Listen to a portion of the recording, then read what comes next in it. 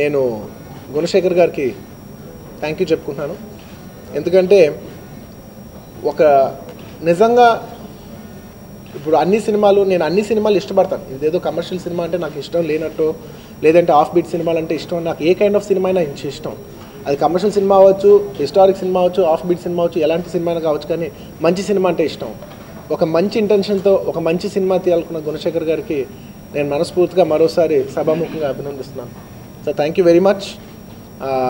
ఒక అన్ని ఇదే కైండ్ ఆఫ్ ప్యాటర్న్ వచ్చే సినిమాల్లో ఒక డిఫరెంట్ సినిమా చేద్దాం, అది కమర్షియల్గా అందరికీ అర్థమయ్యేలాగా చెప్దాం అనే మీ ఇంటెన్షన్ నాకు చాలా బాగా నచ్చింది sir. Thank you very much for bringing the Telugu film industry this kind of film. మేము అందరూ గర్వపడే సినిమా అవుతుందని కోరుకుంటున్నాను.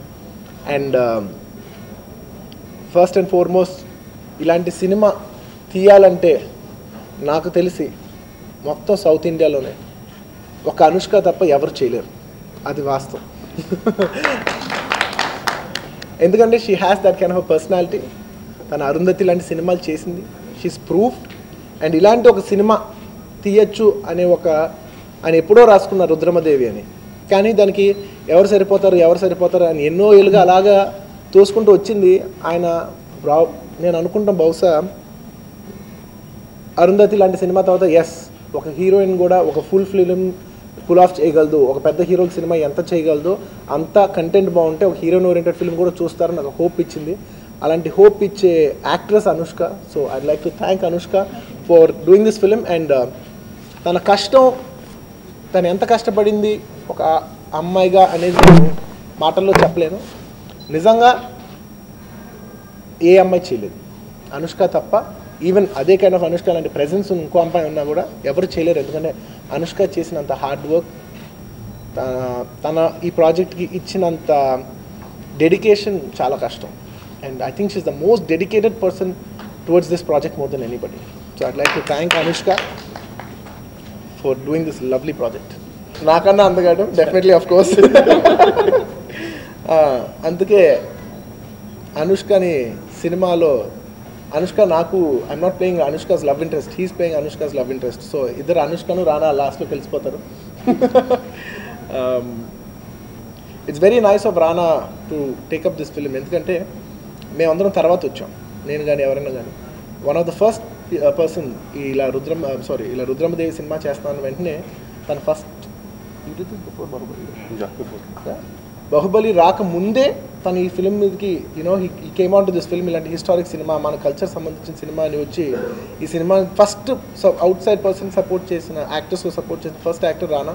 So I like to thank Rana for supporting this film. And also the actors I have to mention Prakash Raj garu. And out and అవుట్గా వచ్చి ఈ సినిమాని support చేశారు. ఇక్కడ లేకపోయినా this support in this film is humongous. And ఇంకా టెక్నీషియన్స్ గురించి వస్తే ఈ సినిమాలో చాలామంది పెద్ద వాళ్ళు ఉన్నారు.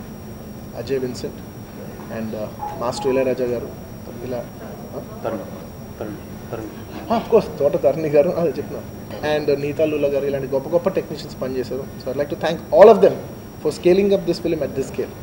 Thank you. నా ఫీలింగ్ ఏంటంటే జనరలీ అంటే మా వైఫ్ని నాకు పెళ్ళి అయింది, మా వైఫ్ తెలంగాణలో ఇది. సో తను మాట్లాడేప్పుడు వాళ్ళ రిలేటివ్స్ వాళ్ళందరూ మాట్లాడేప్పుడు యాక్చువల్లీ మనం బయట చూసే తెలంగాణ చాలా బాగుంటుంది, అండ్ సినిమాలో చూసే తెలంగాణ కొంచెం ఎగ్జాజరేటెడ్గా ఉంటుంది. సో ఐ ఫెల్ట్ ఎవరు ఈ న్యాచురల్గా ఉండే తెలంగాణ ఎవరు మాట్లాడలేదే, లాంగ్వేజ్ చాలా బ్యూటిఫుల్గా ఉంటుంది. సో ఈ లాంగ్వేజ్ని యాజ్ ఇట్ ఈస్ క్యాప్చర్ చేయాలి, దీన్ని సినిమాటిక్ చేయకుండా క్యాప్చర్ చేస్తే చాలా అందంగా ఉంటుంది అని తెలంగాణ డైలెక్ట్స్ గురించి నేర్చుకుంటాం, స్టడీ చేస్తాం, మొదలుపెట్టాం. అప్పుడు అర్థమైంది ఏంటంటే ఎవరు ఏ తెలంగాణ డైలెక్ట్ మాట్లాడినా ఇన్ అండ్ అరౌండ్ హైదరాబాద్ ఉన్న డైలెక్ట్సే మాట్లాడారు. ఎవరు రూరల్ తెలంగాణ నుంచి ఎవరు డైలెక్ట్స్ పట్టుకోలేదు. ఒక్కొక్క ఏరియాలో ఒక్కొక్క ఒక్కొక్క యాస ఉంది. మహబూబ్ నగర్దో స్టైల్ ఉంది, నల్గొండదో స్టైల్ ఉంది, ఇటు కిందకు వస్తే వేరే స్టైల్ ఉంది. సో ఒక రూరల్ తెలంగాణ మాట్లాడాలనేది మాత్రం నేను ఫిక్స్ అయ్యాను. సో ఆ లాంగ్వేజ్లో ఉన్న బ్యూటీ ఎలాగైనా బయటకు తీసుకురావాలని చెప్పి నా attempt. I hope you like it. నేను తెలుగు భాష లెక్క ఆడా ఉంటా ఈడా ఉంటా. రెండు రాష్ట్రాలు అయిపోయిన నేపథ్యంలో ఈ సినిమా మొత్తం ఎంటైర్ రెండు రాష్ట్రాలకు సంబంధించిన కథగా మనం భావించవచ్చు. ఖచ్చితంగా సార్, అది మీరే చెప్తే బాగుంటుంది. ఎందుకంటే సార్ చెప్పండి సార్. ఓకే, ఎందుకంటే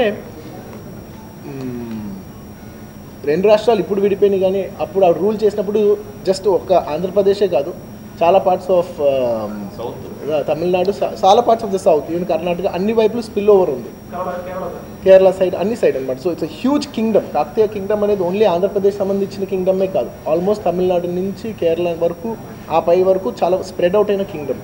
రుద్రమదేవి పోర్షన్ మొత్తం షూటింగ్ అయిపోయిందండి, గోనగన్నారెడ్డి పోర్షన్ మాత్రం మిగిలిపోయి ఉంది. ఆ టైంలో ఎవరు చేయాలి అనే స్పెక్యులేషన్ జరిగేప్పుడు దానివల్ల కొంత గ్యాప్ వచ్చింది, ఎందుకంటే ఎవరు చేద్దాం అనేది షఫల్ అయ్యేసరికి కొంత గ్యాప్ వచ్చింది ప్రాజెక్ట్లో. సో నేను టేకప్ అయ్యేసరికి కొంత గ్యాప్ వచ్చింది. సో దానివల్లే కానీ పెద్ద స్పెక్యులేషన్, పెద్ద ప్రాబ్లం ఏం లేదు. డెఫినెట్లీ నాకు సినిమా మాత్రం గోనగన్నారెడ్డి అనే ఒక హిస్టారిక్ క్యారెక్టర్ నేను వేయటం అనేది నా ఆపర్చునిటీ కింద ఫీల్ అవుతున్నాను. అండ్ రేపు ఖచ్చితంగా జనాలందరూ ఈ సినిమా చూసి నా వర్క్ కూడా నచ్చితే, ఏదో డిఫరెంట్గా ట్రై చేశాడు, అటెంప్ట్ ట్రై చేస్తున్నాడు అనే పేరు వస్తే నాకు చాలా నేను కోరుకుంటున్నాను. అంటే నేను తమిళ్ మాట్లాడగలను, కానీ కొంత గ్రాంధికం అనేది మాత్రం కొంచెం కష్టమైన విషయం. అందులో గ్రాంధికమైన తమిళ్ మాట్లాడాలంటే అందులో ఒక స్పెషల్, ఇక్కడైతే తెలంగాణ డైలెక్ట్ ఉంది కాబట్టి నేను తెలంగాణ అనే లాంగ్వేజ్ పట్టుకున్నాను. అక్కడ ఏం స్పెషల్ డైలెక్ట్ ఉందో తమిళ్లో అంత తమిళ్ నాకు తెలియదు. సో నేను డబ్బింగ్ చెప్పలేదు. Above all cinema is important, అది బాగా చెప్పేవాళ్ళు చెప్తే బాగుంటుంది. చంద్రశేఖర్ గారి అకౌంట్లో, అనుష్క గారి అకౌంట్లో ఈ రికార్డ్ ఎవరు డెఫినెట్లీ సోలోగా అయితే యాక్ట్రెస్గా చూస్తే అనుష్క కొట్టేస్తాండి, మీకు డౌటే అక్కర్లేదు. ఇది అనుష్క రికార్డ్గా మిగిలిపోతుంది. ఇండస్ట్రీ సైడ్ నుంచి మేము ల్యాక్ అవుతున్నాం, కానీ ఆడియన్స్ ఆర్ ఆల్వేస్ రెడీ. నేనైతే నన్ను నమ్ముతా. సారీ చెప్పు నువ్వు చెప్తే బాగుంటుంది. They always want good cinema, they always want new cinema, and the audience will always be receptive to it. అంటే ఆడియన్స్కి ఎప్పుడు కొత్త సినిమా చూడాలి, పాత సినిమా చూడాలనే ఉండదు, వాళ్ళకు మంచి సినిమా చూడాలి. సో ఆ మంచి సినిమా కొత్త విషయం ఉండొచ్చు, పాత విషయం ఉండొచ్చు, సినిమా బాగుండాలి. నేనేదో ఒక గెటప్ వేసుకుని వచ్చాను, అప్పుడే వచ్చాము కాబట్టి గెటప్ అనుకున్నాం బాగుంది, కానీ షూట్ చేసిన 1-2 days తర్వాత నాకు ఎందుకో ఏదో మిస్సింగ్ అని అనిపించింది.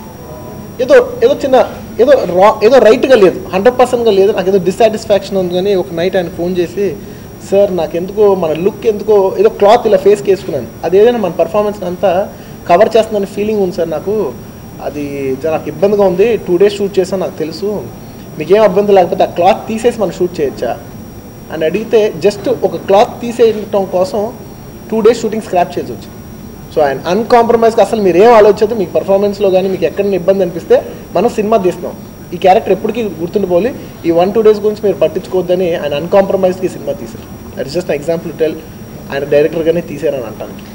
డెఫినెట్లీ 3Dలో అమ్మో 3D అంటేనే భయం ఉంది బాబు, ఎందుకంటే it's the most complicated thing. Generally 3D అంటే 2 రకాలు ఉంటాయి. ఒకటి మనం తీసిన ఫిలిం 3Dగా చేయటం, కానీ అది అంత బాగా ఎఫెక్ట్ రాదు. మనం తీసేప్పుడే న్యాచురల్గా 2 cameras పెట్టి 3D ఎఫెక్ట్లో తీస్తాం అనేది ఒకటి. ఇప్పటి వరకు దాన్ని టెక్నికల్గా ఏమంటారు సార్, స్టీరియోస్కోపిక్గా ఎవరు తీయలేదు. And this is the first film స్టీరియోస్కోపిక్గా ఇండియాలో 3D తీసాం. అండ్ అందులో చాలా కాంప్లికేషన్స్ ఉంటాయి. అంటే సింపుల్గా ఒక షాట్ తర్వాత ఇంకో షాట్ లెన్స్ చేంజ్ చేయాలనుకుంటే, మాకు చిన్న టెక్నికల్గా చెప్పాలి, లెన్స్ చేంజ్ చేయాలనుకుంటే ఒక నార్మల్ ఫిలింకి ఒక 3-4 minutes పడుతుందేమో, ఈ సినిమాలో ఒక లెన్స్ చేంజ్ చేయాలంటే 45 minutes పడుతుంది. సింపుల్ ముక్కలో చెప్పాలంటే అలా డెఫినెట్లీ కష్టం, ఎందుకంటే ఒక షాట్ చేసిన తర్వాత ఇమీడియట్గా 5 నిమిషాల తర్వాత షాట్ చేయడం ఈజీ, కానీ ఒక షాట్ చేసిన తర్వాత మళ్ళీ అదే షాట్ 45 నిమిషాల తర్వాత చేయాలంటే కష్టం. ఒక మూడ్ డ్రాప్ అవుద్ది ఎంత కాదన్నా, కానీ అప్పటికి ఆ ఫీలింగ్ రాకుండా the best చేసిన ప్రతి యాక్టర్కి it's was challenging, not just me, for every actor. Please subscribe. Please do subscribe. Please subscribe. Please subscribe. Please subscribe to our YouTube channel.